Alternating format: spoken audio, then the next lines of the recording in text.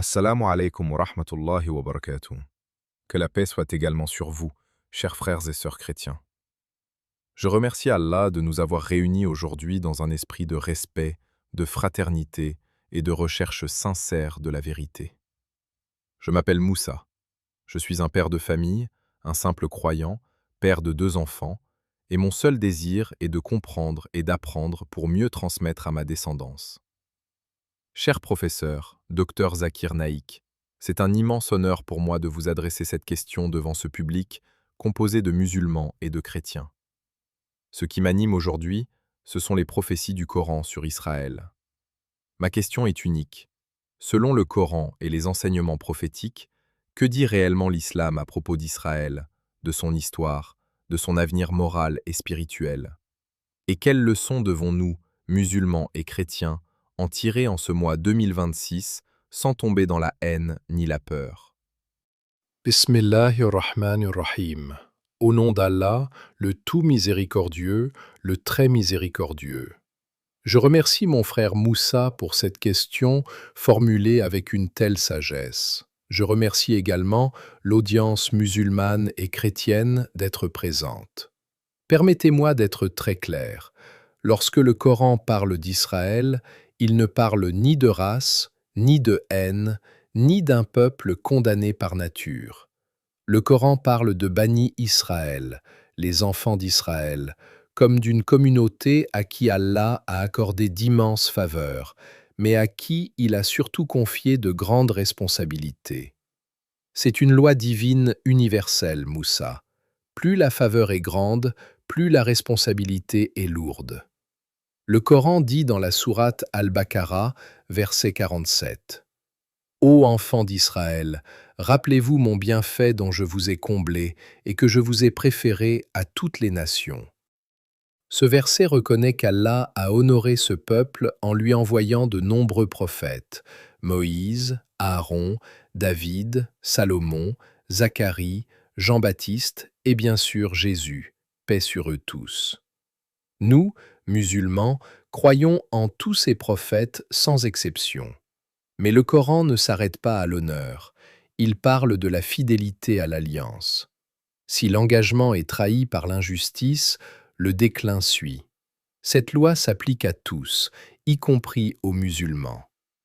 Docteur, vous parlez de responsabilité, mais le Coran évoque dans la sourate Al-Isra 2 grandes périodes de corruption morale sur la terre, suivies de conséquences historiques.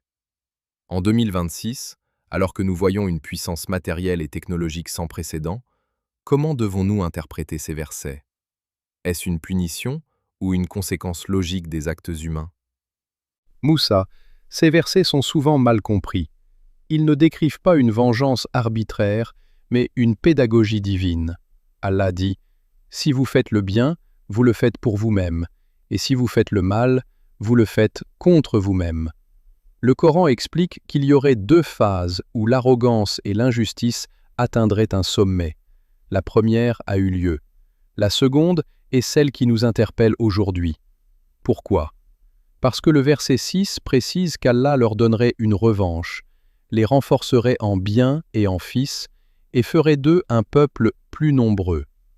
Regardez le monde actuel, la domination financière, le contrôle des médias, la supériorité militaire, c'est le sommet de la puissance matérielle. Mais attention, le Coran avertit que lorsque l'injustice devient systémique, lorsque la vie humaine perd sa valeur au profit de l'arrogance, toute société entre dans une phase de fragilité. Ce n'est pas un calendrier politique, c'est une loi morale. La force technologique ne protège pas d'un effondrement moral. Docteur, vous avez mentionné que ce message s'adresse aussi aux musulmans. En tant que père de famille, je m'inquiète de voir certains musulmans lire ces prophéties avec une forme d'arrogance. Comment l'islam nous demande-t-il de nous regarder nous-mêmes à travers l'histoire d'Israël? C'est un point capital, mon frère. Le prophète Mohammed, que la paix et les bénédictions soient sur lui, a dit que les communautés précédentes ont été détruites par l'injustice et la corruption morale. Si les musulmans tombent dans les mêmes travers, l'oppression, le mensonge, l'abandon de la justice, ils subiront les mêmes conséquences. Le Coran n'est pas un livre contre les autres, c'est un miroir pour chacun. Pour nos frères chrétiens ici présents, il est important de comprendre que l'islam ne rejette pas Jésus, au contraire, le Coran l'honore comme l'un des plus grands messagers. Lorsque le Coran critique certains comportements des enfants d'Israël, il rejoint les reproches que Jésus lui-même adressait aux élites hypocrites de son époque. Nous avons une parole commune: adorer Dieu seul, ne pas lui associer de partenaire et établir la justice sur terre. En 2026, notre défi est de ne pas laisser la politique diviser ce que la spiritualité doit unir. Docteur, parlons de la terre. Beaucoup revendiquent un droit absolu et éternel sur la Terre sainte. Quelle est la position du Coran sur ce lien historique et spirituel? Est-ce un titre de propriété ou quelque chose de plus profond? Moussa, dans l'islam, aucune terre n'appartient à un peuple par essence. La terre appartient à Allah. Il la confie à qui il veut selon sa sagesse, mais c'est un dépôt, amana. Ce dépôt est conditionné par la justice. Ce principe est partagé par la Bible. La terre promise est liée à l'obéissance à Dieu. Dès que l'arrogance remplace l'humilité, la bénédiction se retire. Ce n'est pas une question ethnique, c'est une question éthique.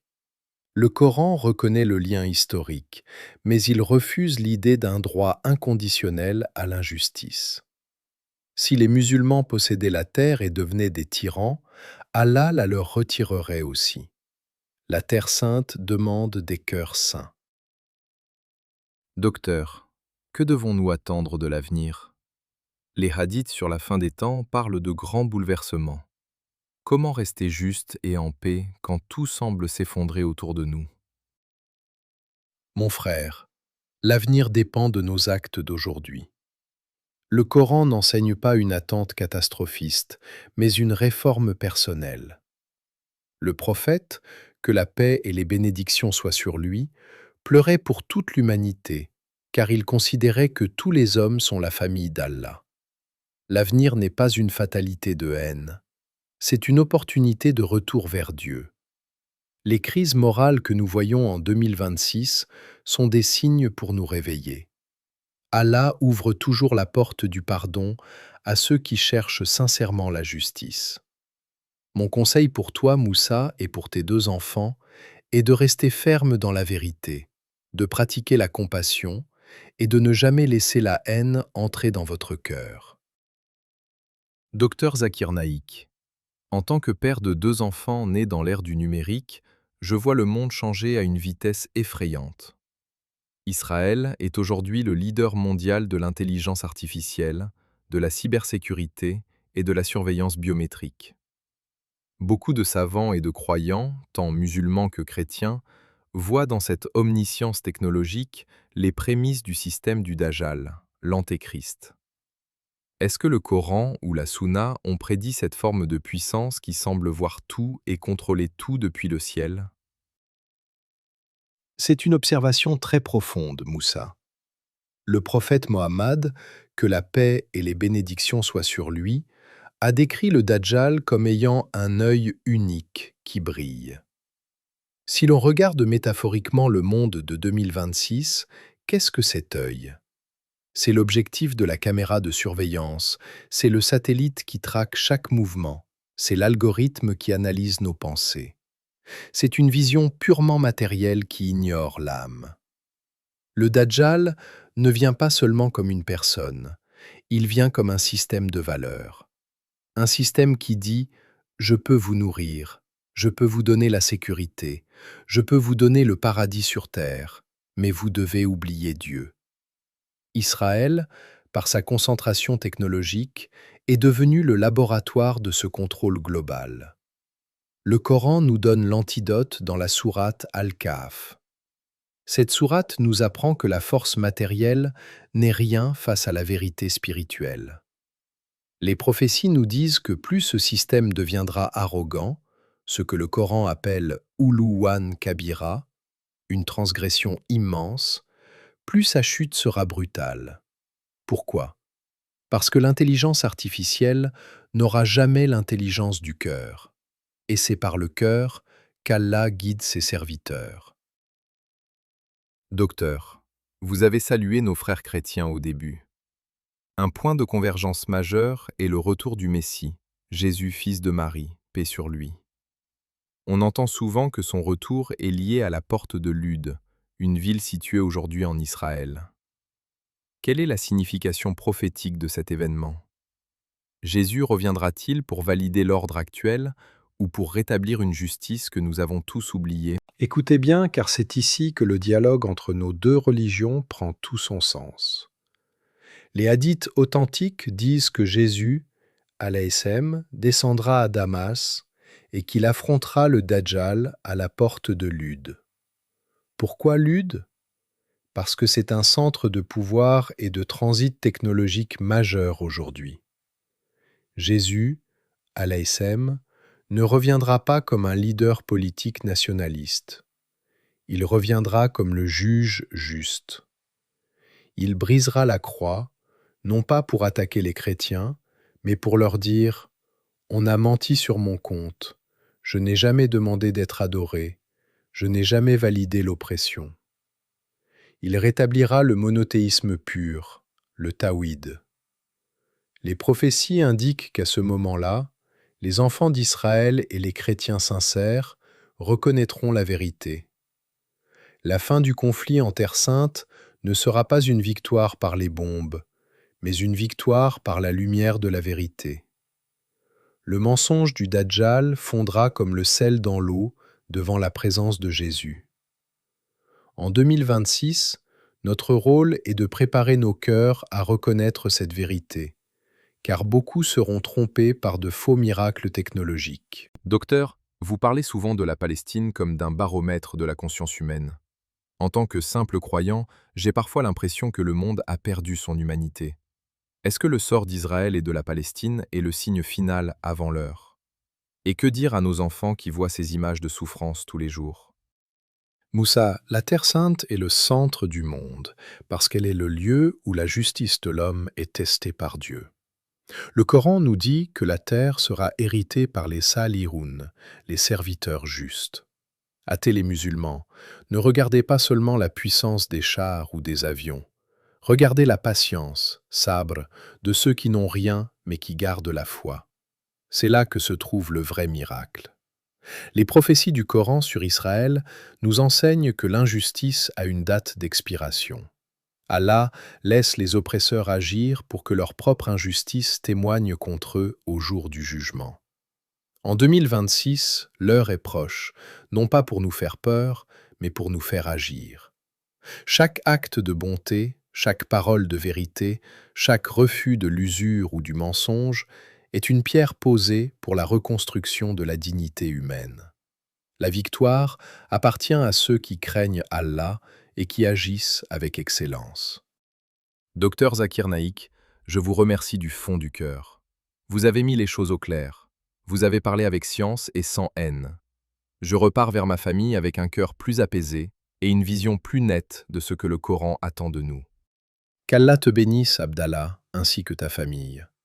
Je tiens également à exprimer ma profonde gratitude envers tous les musulmans et les chrétiens présents ici, ainsi qu'à tous ceux qui regardent cette discussion à travers cette vidéo.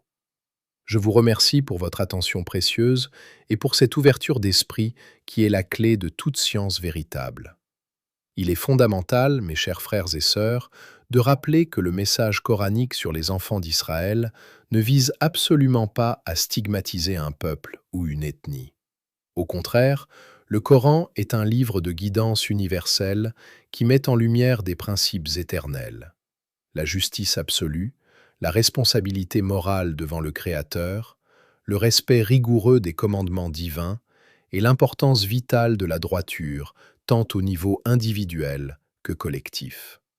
Chaque communauté, chaque nation et chaque individu, qu'il soit juif, chrétien ou musulman, est directement concerné par ces enseignements. Le Coran nous invite perpétuellement à une introspection profonde. Nous devons réfléchir sur nos propres actions et réformer nos propres cœurs avant de porter un jugement sur les autres. L'histoire de Bani Israël est un miroir pour nous tous en 2026. Je vous encourage donc vivement à continuer d'approfondir votre compréhension du Coran et des hadiths. Ne restez pas en surface, posez des questions, discutez toujours dans le respect et la bienveillance, et n'hésitez pas à partager ces enseignements avec tous ceux qui, autour de vous, cherchent sincèrement la vérité et la guidance divine. Si vous avez trouvé cette discussion bénéfique et éclairante pour votre esprit, je vous invite chaleureusement à vous abonner à la chaîne Horizon d'Akira. Pensez à aimer cette vidéo pour manifester votre soutien et aidez-nous à la partager avec vos proches et vos amis. C'est ainsi que nous diffuserons ensemble ces messages de sagesse. Enfin, je vous invite à participer activement dans les commentaires en posant vos questions sur tout aspect du dialogue entre l'islam et le christianisme.